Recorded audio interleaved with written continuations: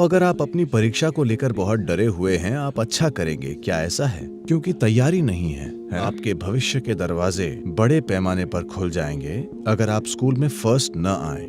कोई high school में back bencher हो सकता है, मगर वो जीवन में फ्रंट बेंचर हो सकता है।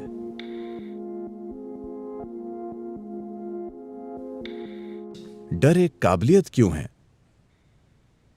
डर एक गुण क्यों है? जागरूकता एक गुण है, सजगता एक गुण है, ज्ञान एक गुण है, आखिर डर एक गुण क्यों है? ऐसा क्यों? और वही चीज उनके साथ होती है जब वे नौकरी के लिए जाते हैं, यही उनके साथ होता है जब वे शादी करते हैं। वे बस हर चीज से डरते हैं। ऐसा इसलिए क्योंकि तैयारी नहीं है ना?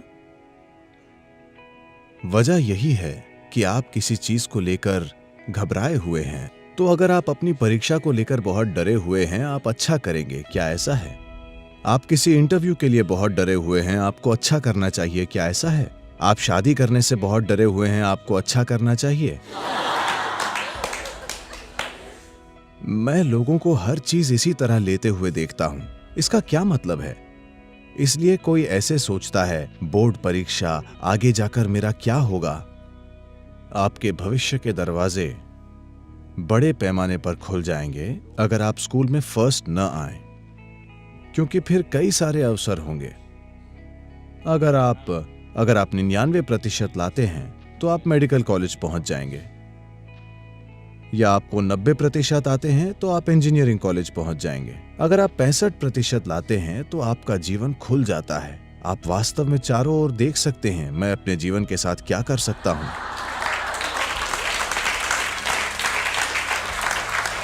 अब सारे टीचर परेशान हैं। सदगुरु पूरा स्कूल बर्बाद कर रहे हैं। देखिए, सीखना अगर किसी इंसान के लिए, जब आप कुछ नया सीखते हैं, जब आप कुछ ऐसा सीखते हैं जो आप नहीं जानते थे, वो आपको खुशी देता है या कष्ट? उससे आपको खुशी मिलनी चाहिए, है ना? एक इंसानी बुद्धि के लिए ये स्वाभाविक है। अगर आप कुछ ऐसा सीखते हैं जो आप नहीं जानते तो आपको खुशी मिलती है। इसे इतने कष्ट के साथ क्यों किया जा रहा है? बोर्ड एग्जाम, अगर आप जानते हैं तो क्या आप उसे गलत लिखेंगे? नहीं। हाँ, अगर आप सिर्फ परीक्षा के लिए याद करने की कोशिश कर रहे हैं तो आप उसे गलत लिख सकते हैं। परीक्षा के लिए रटने की कोशिश का मतलब है कि आप धोखेबाज हैं। आप समझे? आप सिर्फ याद करके एक दिन के लिए लोगों को बेवकूफ बनाने और ये कहने की कोशिश करना चाहते हैं कि आप पास हो गए, और आपने कुछ नहीं सीखा, आपने धोखा देना सीखा है। अपना जीवन धोखे से शुरू मत कीजिए, ये अच्छी बात नहीं है। ये आपके जीवन के लिए अच्छी बुनियाद नहीं है। बस किसी तरह 100 नंबर लाना। सिर्फ एक दिन के लिए आपने कुछ याद किया और पेपर पर उसे उलट दिया, क्या यह धोखा नहीं है? शिक्षा के मकसद को ही हराना, है ना? हम कुछ जानते हैं इसलिए हमें अगली क्लास में जाना चाहिए, ये नहीं कि हमने किसी तरह परीक्षक को चकमा दे दिया इसलिए अगली क्लास में चले गए। हमारे जीवन में उसका क्या अर्थ है? उसका कोई अर्थ नहीं। अपना जीवन धोखे से शुरू मत कीजिए। कोई फर्क नहीं पड़ता कि कौन आपके बारे में क्या सोचता है। महत्वपूर्ण यह है कि आप अपने जीवन में अपनी बुनियादी ईमानदारी बनाए रखें। एक इंसान के लिए यह बहुत जरूरी है।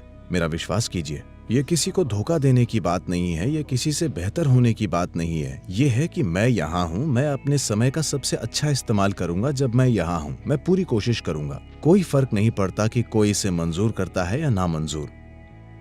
और कोई दो इंसान एक जैसे नहीं होते। कोई हाई स्कूल में बैक बेंचर हो सकता है, मगर वो जीवन में फ्रंट बेंचर हो सकता है। तो ये कुछ नहीं तय करता। अपने जीवन में हर जगह पर, स्कूल से कॉलेज और प्रोफेशन तक, हम ये सोचकर खुश ना हों कि कोई हमसे पीछे है या कोई हमसे नीचे है। आपको किसी और की असफलता का आनंद क्यों लेना चाहिए? अगर आप अपने पहली रैंक का आनंद लेते हैं तो बस वही महत्वपूर्ण है ना? आप किसी और की असफलता का आनंद ले रहे हैं, ये बीमारी है। आप जो जानते हैं उसका आनंद लेना चाहिए। आपको अपनी खोज का आनंद लेना चाहिए। आप अपनी जानने की इच्छा पूरी होने का आनंद लेते हैं। आपको उसी का आनंद लेना चाहिए, किसी और से आगे निकलने का नहीं।